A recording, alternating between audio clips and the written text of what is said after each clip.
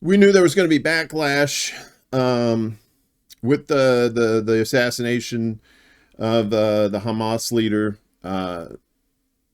last week, and it's starting to make its way here. So we look here. Iran arrests dozens in sweeping arrests following Hamas leader's assassination. Senior intelligence officers, military officials, and staff workers are among those rounded up following Ismail Haniyeh's killing. So this was his funeral procession there.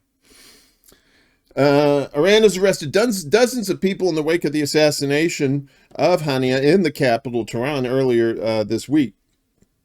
Among those arrested are senior intelligence officials and who we told you they're staff workers at the guest house where Haniyeh was killed. According to sources familiar with the investigation, security officials have also targeted Tehran's international and domestic airports, reviewing months of camera footage from the arrival and departure lounges and examining flight lists.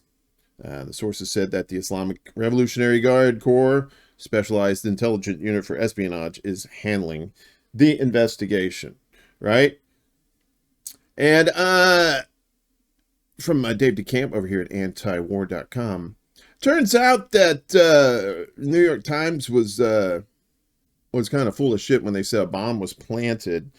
Iran says Haniyeh was killed by a short-range projectile, not a planted bomb. So Dave DeCamp, as we said, one of the hardest working people in independent media. Make sure that you're checking out antiwar.com. The Libertarian Institute also has some good stories too. And after the show, we'll have the links for all these sources here so you can check out the stories yourself.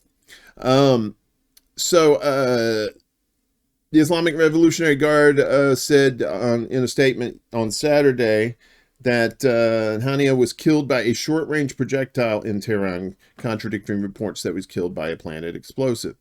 According to Iran's press TV, the IRGC said the attack involved the use of a short-range projectile armed with a warhead weighing approximately 7 kilograms, which subsequently caused a massive explosion.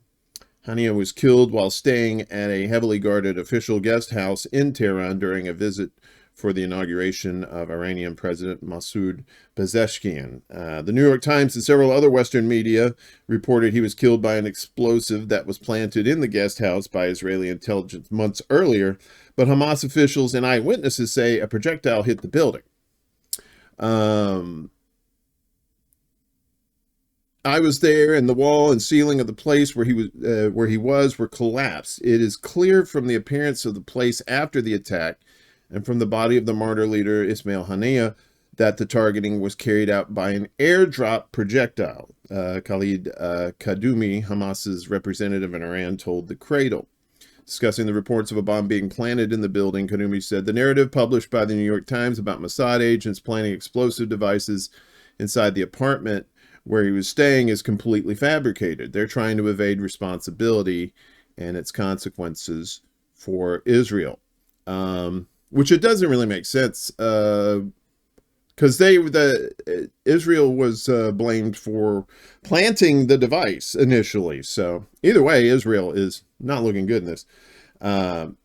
Israel has a history of conducting covert attacks and assassinations inside Iran. Operations in recent years have involved gunmen, small quadcopter drones, and planted explosives at nuclear facilities.